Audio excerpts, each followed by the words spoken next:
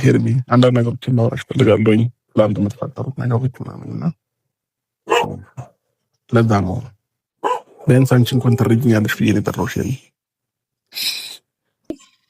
ያስመጣኝ ጉዳይ ኖሯል ብዬ አላስብም እኮ ያን እንደምታስቢ ከሆነ ቢያንስ ፕሊስ ለመረዳት ሞክሪ። ሄርሚ ምን ልረዳክ? የተፈጠሩትን ነገሮች ስላስረዳሽ። ሄርሚ ትናንትናም ምንም መታገስ አቅቶሽ ጥለሽ ነው የወጣሽው። ምን እንድሰማ ፈለክ አብርሃም? እኔ ከነገርኩህ እኔ ካስረዳሁህ እኔ እንደ በዛ ልክ እየነገርኩህ ያልተረዳክ በዛ ሰዓት ምንስ ብዬ እዛች ጋር ረጅም ሰዓት መቆየት እዛ ጋር መቆየት ምን ጥቅም አለው ብዬ አሁንም ደግሞ ምንም የምታስረዳኝ ነገር የለም። ነገሮችን አንተ ከምታስረዳኝ በላይ ግን በተግባር አሳይተኸኛል አይደል? ከዛ ባለፈ ደግሞ አሁንም የመጣሁት ነገሮች እንድታስረዳኝ ካንተ መስማት የምፈልገው ነገር ይደብርህም ደስ ይበልክም ደከመኝ ከኔ የምትፈልገውን ነገር ንገረኝ እንጂ ነገሮችን ላስረዳሽ አትበለኝ አብርሃም። ሄርሚ እኔ ደህና ነኝ። ቢያንስ ነገሩን አንቺ ተረተሽኝ ችግሮችን አውርቼሽ እንዲቀለኝ ስለምፈልግ ነው ሄርሚ እንጂ ሌላ ምንም ነገር ኖሮ አይደለም። ምን ልረዳክ? በጣም እየደበረኝ ነው ያለው ሄርሚ። እንዳይደብር እኮ መጀመሪያ ይሄ ነገር እንዳይፈጠር እኮ ከዚህ በፊት በደንብ አድርጌ መረዳት ብትፈልግ እንዳይደብርህ ብትፈልግ እኔ በቂ ነበርኩኝ አይደል እንዴ? እኔ ምን አጉድዬብክ ማለት በእውነት በኢየሱስ እንደዛ በ3 ቀን በ4 ቀን ውስጥ እኔን ከመካድህም በላይ እኔ ህይወትን ከራስህ ህይወት ላይ ለማስወጣት 2 ደቂቃ 3 ደቂቃ አልፈጀብህም አይደል?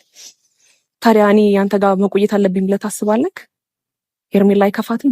ሄርሜላ ተስፋ አትቆርጥም? ምን አይነት ሴት መሆን እንዳለብኝ እኮ አንተ ነህ በቃ ጨካኝና ልርቅህ እንድትፈልግ የምታረገኝ አይደል እንዴ? ስለዚህ አሁን ነገሮችን ማስረዳትም አይጠበቅብህም። ለኔ ምንም ባታስረዳኝ ከደበረክም አይዞክ ምንም ማድረግ አይቻልም። ምክንያቱም ብዙ ጊዜ ደበረክ ብዙ ጊዜ እንዳይከፋህ ብዬ ላንተ ጥሩ ነገር ሳረጋው አንተ በመጥፎ ነገር ነው መሰለኝ የምትተረጉመው ወይም ደግሞ ቆይቶ መጥፎ ነገር ህዝቡ ወይም ደግሞ አንዳንድ ሰዎች በመጥፎ ነገር ከመተረጉማቸው በላይ አንተም ያ ነገር ሊገባክ አልቻለም። ቢገባክ ያን የተረዳው ነበር እስከዛሬ ድረስ።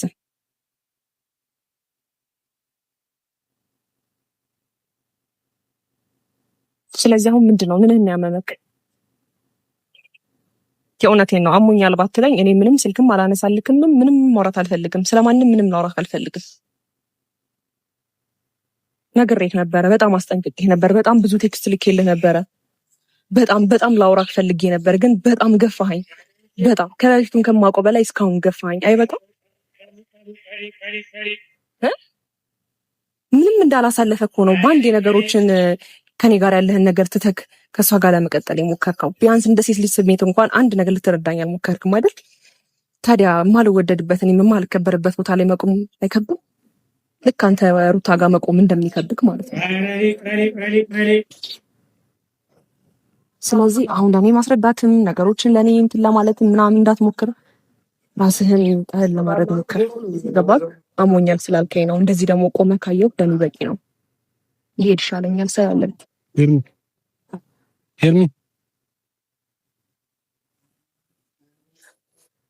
ምን ይልሻል እስኪ ውዴ የታዘበን ያየፈራ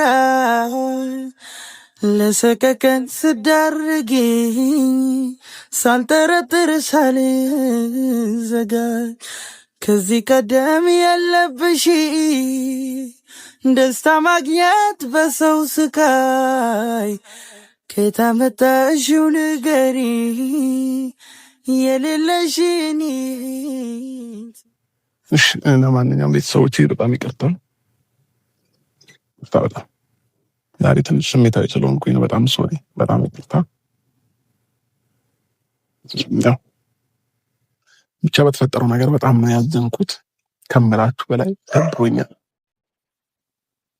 ያው ሁሉም ሰው እውነቱን እያወቀ ሲመጣ ግን ብቻዬን እንደማልሆን እርግጠኛ ነኝ። አሁን ነው ብቸኝነት እየተሰማኝ ያለው። ያው ጓደኞቼም በተፈጠረው ነገር አኩርፈውኛል። ለምን እኛ የምንልህን አልሰማህንም ምናምን ብለው። ሄርሜላም ልክ እንደዛ አይነት ስሜት ነው የተሰማትና መሆን ይችላለሁ እንደምኖረው መኖር ይችላለሁኝና ከዚህ በኋላ እኔና እሷ አንድ የሚያገናኘን ነገር አለ። እሱም ልጅ ነው። ልጃችንም ደግሞ በጋራ ማሳደግ እንችላለን። የእሷን ፍላጎት ግን ሙሉ እንዲሆንላት ከቻልኩኝ ዛሬ ካልቻልኩኝ ነገር አንድ የቀራት ነገር አለ። እሱን ማሳካላታለሁ። ከዛ እንደምትፈልገው መኖር ትችላለች።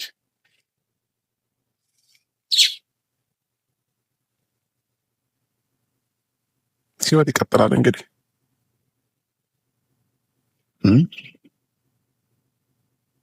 ነገሮችን አሁንም ድረስ አምኖ መቀበል እየከበደኝ ነው እና በጣም ከራሴ ጋር እየተጣላሁና ከራሴ ጋር በጣም እየታገልኩኝ ነው ያለሁት እና አሁንም ድረስ በጣም እየከበደኝ ማለት ነው።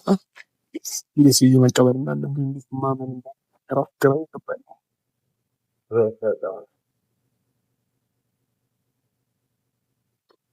አላቅም ብቻ ለምን እንደሆነና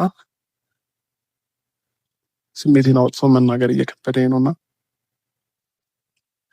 ምን እንደምንም አላቅም። እኔ አብጄ ይሁን ምን ግራ እየገባኝ ነው። በቃ ምንም ከራሴ ጋር እየሆንኩኝ አይደለም ከትናንትና በኋላ ማለት ነው። እንደዚህ ባዶ ሆናለሁ ብቻዬን ሆናለሁ ብዬ አንድም ቀን አስቤ አላቅም። አሁን ግን ብቸኝነት ተሰማኝ። ብቸኝነት ይሄንን ነገር እንዴት ለማነው እንዴት ልቀበለው? ዙሪያ ላይ አንድ ሰው ነው ያጣሁት ማለት ነው። ምን ይልሻል እስኪ ውዴ የታዘበን ያየፈራ ለሰቀቀን ስዳርጊኝ ሳልጠረጥር ሳልዘጋ ከዚህ ቀደም የለብሽ ደስታ ማግኘት በሰው ስቃይ ከታመጣሽው ንገሪ። አንዳንዴ የሆነ ነገር ሲጨለምባችሁ ሁሉም ነገር አብሮ ተያይዞ ነው እንትን የሚለውና ለዛም ይመስለኛል አሁን ላይ እንደዚህ የሆንኩት።